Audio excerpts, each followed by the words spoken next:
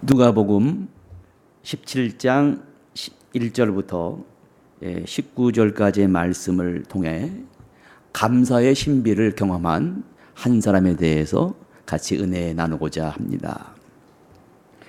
본문을 보면 10명의 나병 환자가 예수님을 만나서 그 병을 극적으로 고친 이야기가 나오고 있습니다. 근데 본문이 우리에게 전해지고자 하는 교훈은 10명이 나병에서 고침을 받았는데 그 중에 한 명만 돌아와서 예수님께 감사를 하고 9명은 들어오질 않았습니다. 예수님께서는 그 모습에 대해서 10명이 다 깨끗함을 받지 아니하였느냐, 어찌하여 너 한 사람만 감사하러 오고 9명은 도대체 어디 있느냐, 이렇게 묻고 계십니다. 이 주고받은 대화가 오늘 우리에게 주는 교훈은 너무너무 큰 중요한 교훈을 주고 있습니다. 이 교훈을 통해서 이 시간 깊고도 심오한 하나님의 귀한 진리를 깨닫는 시간 되시기를 간절히 바랍니다. 먼저 11절부터 보면 여러분, 이게 나병이라고 하는 것은 지금 들었습니다마는 옛날에는 이 병에 걸리면 도저히 고칠 수 없는 질병이었습니다. 나병에 걸리면 남편에게 이혼을 당해야 돼요. 여자라면. 또 남편은 그 집을, 가정을 떠나야 되는 것입니다. 그래서 이 사람들은 산속이나 동굴 같은 곳에서 집단적으로 떼를 지어서 모여 살았습니다. 이 사람들이 경제활동도 할 수 없었고 가정활동도 할 수 없었습니다. 이 사람들은 나병이라는 그 사형 선고를 받고는 그저 목숨을 연명하면서 그저 죽을 날만 기다리는 사람들이에요. 이 사람들이 또 인간인지라 생명이 유지돼야 되니까 음식이 떨어지면 저 산 밑에 사는 사람들이 자기 가족 중에, 친척 중에 그 환자들이 있는지를 알고 음식을 싸갖고 옵니다. 그러면 그 음식을 산속에 던져놓거나 깊은 굴 속에 이렇게 이 밧줄로 내리달아서 전해주는 거예요. 그러면 그 사람들은 온 몸에 붕대를 감은 채 그들이 전해주는 음식을 먹으면서 하루하루 사형 선고를 받고 죽음을 기다리던 사람들이에요. 오늘 여기 10명의 나병 환자가 나오지 않습니까? 이 사람이 바로 그러한 사람들입니다.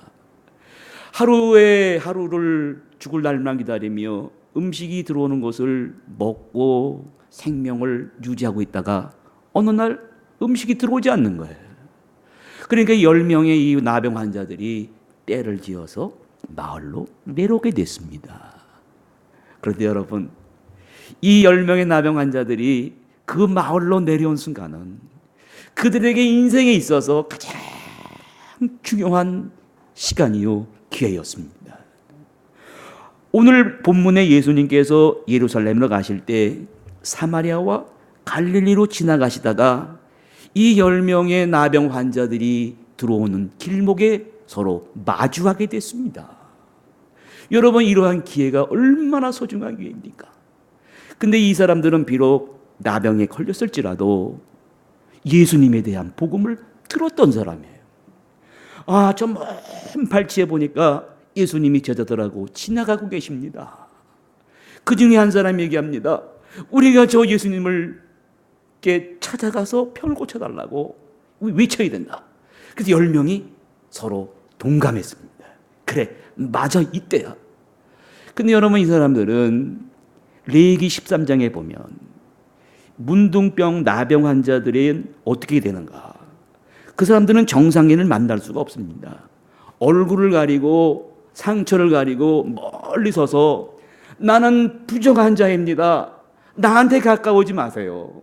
나한테 가까이 오면 천연됩니다. 이런 사람들이 어떻게 예수님께 가까이 갈 수가 있겠습니까?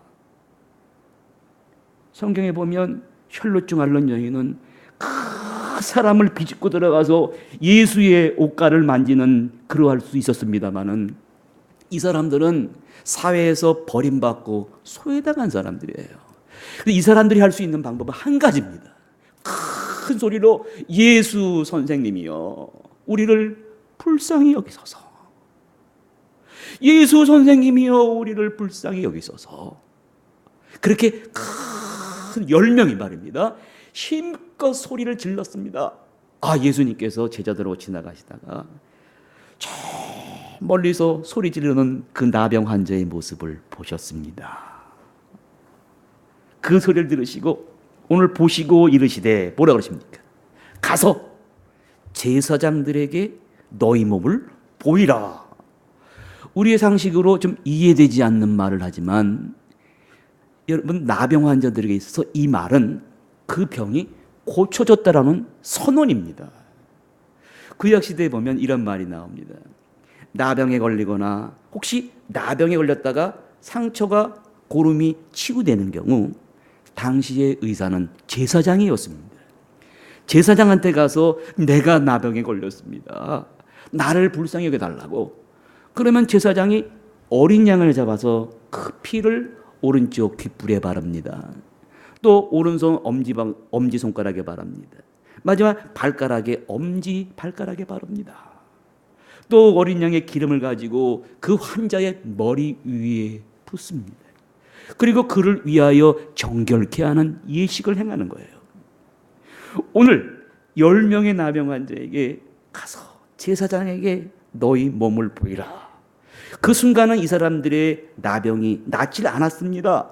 계속해서 고름을 흘러내리고 손가락 마디는 떨어져 나가 있고 아직 난 게 아닌데 가서 너희 몸을 제사장들에게 보이라. 그래서 이 사람들이 믿음이 있었습니다. 그래, 예수님 말씀을 순종해야지. 제사장에게 걸어가는 거예요. 걸어가라고 명령하셨으니까 걸어가는 것입니다. 그런 가운데 성경은 우리에게 어떤 진리를 보여주냐면 그들이 가다가 깨끗함을 받은지라. 오늘 하나님께서는 택하신 자들에게, 오늘 우리에게 여러 가지 질병으로 사업상의 어려움으로 고통받는 우리 요구하는 것은 한 가지입니다. 순종입니다. 하나님의 영역으로 들어오려면 한 가지를 요구하십니다. 많은 지식과 학식과 재산과 경제적인 높은 그런 쌓아놓은 재물이 아닙니다. 얼마만큼 내 말에 순종하는가. 하나님의 영역으로 들어가려면 사람들은 순종해야 되는데 순종의 문턱에서 대부분 멈춰버립니다. 숨이 헐떡헐떡거리면서 믿음이 거기까지 지나쳐 들어가야 되는데 거기서 멈춰버리는 거예요. 오늘 10명의 나병 환자는 순종의 문턱을 넘어서서 하나님의 믿음의 세계로 들어간 사람들이었습니다. 구약의 아브라함을 보시기 바랍니다. 아브라함도 뭐라고 그러냐면 내가 너를 100세의 아들을 주겠다 그럽니다. 말이 안 되는 말입니다. 불가능한 말입니다. 그런데 적어도 믿음의 조상이 되기 위해서는 불가능한 일을 가능케 하시는 하나님을 경험해야만 되는 거예요. 그러나 아브라함 말입니다. 믿음의 조상이지만 그 약속을 믿질 못하고 편법을 하가를 취해서 이스마엘을 낳는 실수를 합니다. 그럼에도 불구하고 하나님은 약속대로 이삭이라는 아들을 100세에 주십니다. 이삭이라는 뜻이 웃음이에요. 100세 되기 전까지 아들이 없는 웃음을 잃어버린 가정에 이삭을 통해서 그 가정을 웃음을 주셨습니다. 이것은 뭘 말하는 것이냐면 웃음을 잃어버린 온 기약에 빠진 인류들에게 예수 그리스도를 통하여 구원의 기쁜 소식을 준다는 하나의 예표되는 사건입니다. 오늘 주님께서 나병 환자 얘기를 왜 말씀해 주시냐면 많은 사람들이 하나님께 나가는 방법이 두 가지가 있다는 거예요. 어떤 사람은 내가 하나님께 나가는데 뭔가 얻어보려고 내 기본적인 욕구 충족을 하려고 하나님께 예배를 드리면 내가 어떻게 복을 받으려고 이렇게 나가는 사람이 있고, 한 사람은 이런 방법입니다. 어떻게 하면 내 모든 삶을 하나님께 위탁할까? 어떻게 하나님의 보좌 앞으로 더 한 걸음 다가갈 수 있을까? 이러한 두 가지 모습의 사람을 볼 수가 있습니다. 오늘 여기 10명의 나병 환자들은 그 말씀을 순종했어요. 그 전에 갖고 있는 상식과 일반적인 지식을 다 깨버리고 그 말씀에 의지해서 걸어갔을 때 고칠 수 없는 질병이 치유되는 놀라운 역사가 벌어지게 된 것입니다. 오늘 하나님께서는 저와 여러분들을 어느 세계로 초청하시냐면 바로 이러한 믿음의 세계, 순종의 사람으로, 믿음의 사람으로 부르시는 줄 믿으시기 바랍니다. 자, 이제 두 번째로 어떤 일이 벌어지냐면 10명이 가다가 자기의 병이 낫게 되는 놀라운 기적을 경험하는 거예요.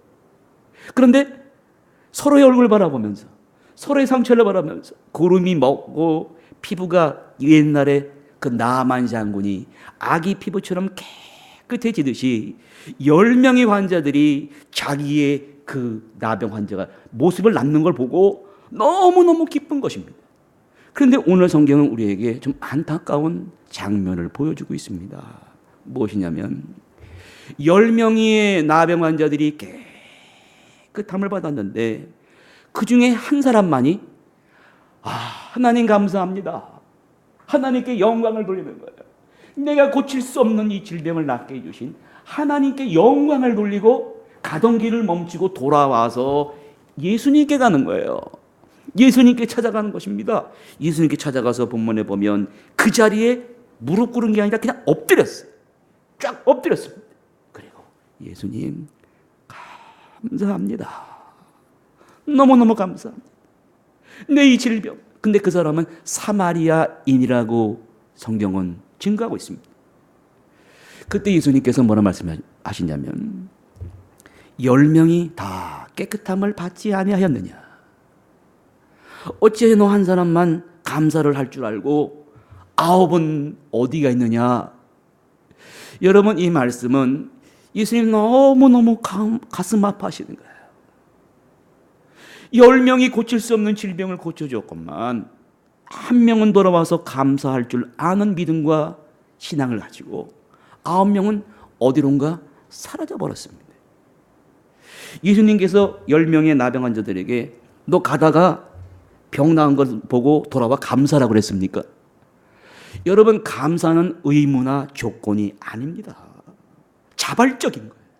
자기 자신이 내 병이 난 것을 알고 돌아와서 자발적으로 하나님께 감사하는 그 신앙을 예수님은 칭찬하시는 것입니다. 오늘 우리 갖고 있는 감사하는 이 신앙의 척도를 이 시간 점검해 보시기 바랍니다.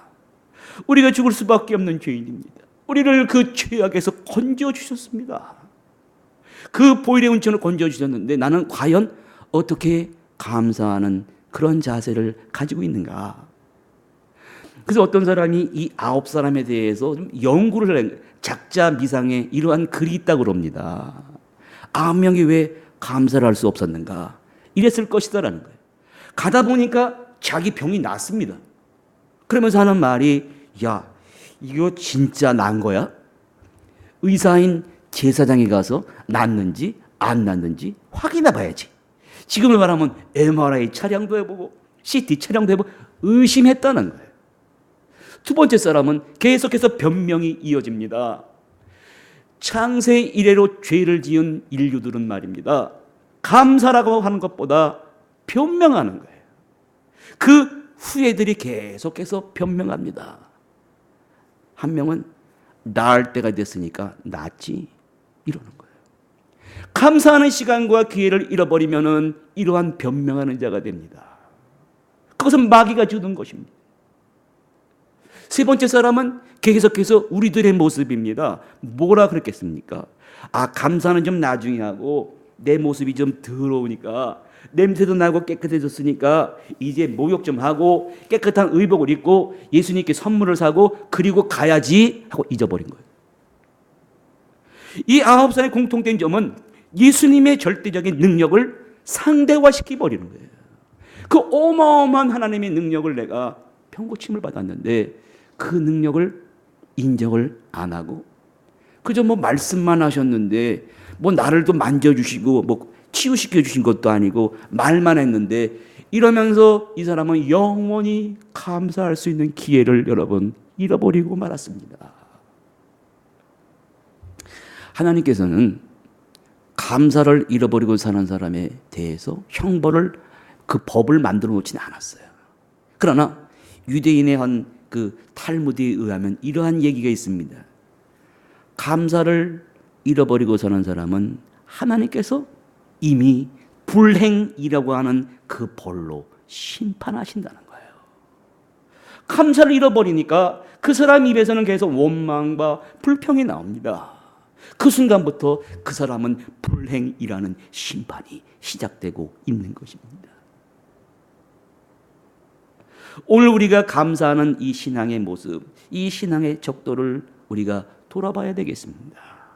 우리는 하나님 앞에 얼마나 감사하는 사람입니까?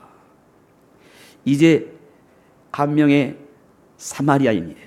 사마리아인은 유대인과 달리 이 사람들은 말입니다, 동굴 속에 있을 때는 서로 사마리아인 유대인의 모습이 없습니다. 얼굴, 코가 일그러지고 손과 발이 떨어져 나가고 온몸에 붕대를 갖고 있을 때는 유대인, 사마리아인이 없어요. 그러나 이 사람의 10명의 나병 환자들이 예수님 말씀에 의지해서 걸어갈 때, 병이 났을 때 갈라지고 맙니다. 사마리아인은 감사를 깨닫고 돌아와서 주님께 살해했는데 9명의 사람, 여러분, 유대인들입니다. 유대인들은 선민입니다. 선민은 뭐예요? 하나님의 축복받은 사람이에요. 하나님의 은혜를, 최고의 은혜를 경험한 사람이에요. 성경 우리에게 뭘 전해주냐면 하나님의 최고의 축복을 받은 사람이 그 축복을 망각하고 잃어버린 모습을 여기서 여러분 폭로하는 거예요. 우리가 말할 수 없는 놀라운 축복과 은혜를 받았습니다. 우리는 이 9명의 사람들처럼 오늘도 변명하고 예수님의 절대적인 능력을 나의 인생의 노하우로 상대화시켜버리고 이러한 우를 범하고 계시지 않습니까? 이제 마지막 예수님의 선언이 이루어집니다. 지금 예수님 앞에 사마리아인이 쭉 엎드려 있는 거예요. 예수님께서 뭐라고 그러십니까? 19절에 일어나라, 일어나라, 일어나 가라. 네 믿음이 너를 구원하였느니라. 그럽니다. 이 사람은 복음을 들었습니다. 긍휼히 여겨달라는 그런 믿음을 가졌습니다. 긍휼히 여김받고 고침을 받은 사람이에요. 감사하는 믿음을 가졌습니다. 순종하는 믿음을 가졌습니다. 엎드릴 줄 아는 그 믿음을 가진 사람이에요. 오늘 주님은 어떤 사람을 요구하십니까? 은혜를 망각하고 잃어버리는 9사람의 변명하는 사람이 아니라 감사하는 이 순종하는 믿음, 감사하는 믿음, 주님 앞에 와서 엎드릴 줄 아는 그러한 믿음을 가진 사람을 요구하시는 거예요. 그 사람에게 말합니다. 일어나 가라. 네 믿음이 너를 구원하였느니라. 여러분, 오늘 우리의 믿음의 그릇은 얼마만큼의 분량을 가지고 있습니까? 제가 지난 주간에 2명의 환자를 위해서 간절하게 기도를 했습니다. 한 명은 아산병원에 입원해 있는데 제 친구의 형님이신데 중국에 수많은 그 언어가 다른 족속들이 있어요. 이수족이라고 하는 100만 명이 살고 있는데 그들에게 들어가서 백과사전을 만들어주고 복음을 증거하는 분이 병을 얻으셔서 이분이 한 7, 8개월 전에도 아산병원에 보내서 그저 친구가 저한테 전화를 해서 같이 기도를 해달라. 그때의 병명은 소변 기능이 마비됐습니다. 그래서 소변 주머니를 차고 이제 수술을 받는 일을 했어요. 그때 그 차광철 선교사님의 사모님의 말이 잊혀지지 않습니다. 기도해 주신 거 감사합니다. 이제 소변 주머니와 친해져야 될 것 같아요. 그리고 앞으로 병이 또 재발되면 대변 주머니를 차고 또 친숙하게 될지도 모르겠어요. 이런 말을 하시더라고요. 그래서 이번에 가서 두 번째 기도인 것이 바로 소화 기능이다. 안 되는 거예요. 그래서 수술을 해봤는데 암이 급속도로 전이가 돼서 소장과 대장을 막아놓고 시한부 선고를 받았습니다. 이제 당신은 1년밖에 살지 못합니다. 항암 치료 받고 대변 기능이 마비됐기 때문에 대변 주머니를 차고 1년을 살 수 있을지 없을지 모르겠습니다. 그분들이 저에게 보내온 카톡 문자입니다. 뭐라고 보냈냐면, 그래 맞습니다. 현대의학은 나에게, 우리 남편에게 사모님이 보낸 편지예요. 1년의 시한부 선고를 했습니다. 그러나 그것은 하나님이 하신 선고가 아니라 인간이 만들어 의학이 하신 선고입니다. 나는 남편과 이러한 대화를 주고받았습니다. 여보, 이제 1년이란 시간아, 하나님이 우리에게 베푸시는 그 놀라운 일을 직접 목격할 수 있는 시간을 봤으니 우리가 하나님 앞에 부르짖자고 주신 것 감사하면서 내가 소변 주머니를 짜고 대변 주머니를 차고 내 생명을 얼마 연장시켜 줄지 모르지만 우리가 하나님 앞에 감사하는 사람이 됩시다. 그날 수술한 첫날 밤에 창밖에 빛이 그렇게 아름다울 수가 없어요. 남편의 인간인지라 아내에게 하는 말입니다. 나는 괜찮은데 당신이 너무 젊잖아. 눈물을 흘리면서 그러면 살면 되잖아. 그러면 살면 되잖아 하고 서로 부둥켜 울었다는 거예요. 그러면서 나를 바라보는 남편의 큰 눈빛이 너무너무 이쁘더라는 것입니다. 하나님, 저 남편의 모습을 계속 보고 싶어요. 그분을 위해서 기도가 나옵니다. 또 한 분을 소개합니다. 우리 이현주 집사님의 동생은 미국에서 지금 남동생이 최소 의식 불명의 환자가 됐어요. 그런 아픔을 경험해서 그런지 그분은 믿음이 남들보다 특이했습니다. 우리 교회 영어 예배가 있지 않습니까? 이제 영어 성경 캠프를 하는데 얼마나 더운지 모릅니다. 주공 5단지와 리센치 사이에서 파라솔을 펴놓고 그 딸 같이 나와서 초등학교 1학년이 복음 전도지를 들고 사람들에게 전해줍니다. 야, 어떻게 저런 믿음을 가지고 있을까? 여러분과 저의 인생의 깊이를 더해줄 수 있는 것이 무엇이라고 생각하십니까? 고통입니다. 아픔입니다. 그 아픔과 고통을 겪는 사람들은 남들이 느끼지 못하는 인생의 깊이와 깨달음을 얻을 수가 있어요. 그래서 그들은 감사하는 사람이 됩니다. 창밖에 종을 매달아 놓고 추를 울려야 종소리가 나듯이 우리 인생에 있어서 감사라고 하는 것은 여러분 그 사건의 결과가 아니라 생을 시작하는 출발이요 동기가 되어야 되는 줄 여러분 믿으시기 바랍니다. 감사라는 사람에게는 기적이 나타납니다. 현대의학이 해결할 수 없는, 그래서 우리가 그 이규도 형제와 차광철 선교사를 위해서 여러분 간절히 기도해 주시기 바랍니다. 그들은 감사하는 사람입니다. 그들은 예수 선생님이여 긍휼히 여겨주시옵소서. 간절히 기도할 때 하나님께서는 우리들의 기도를 들어 응답해 주실 줄 믿습니다.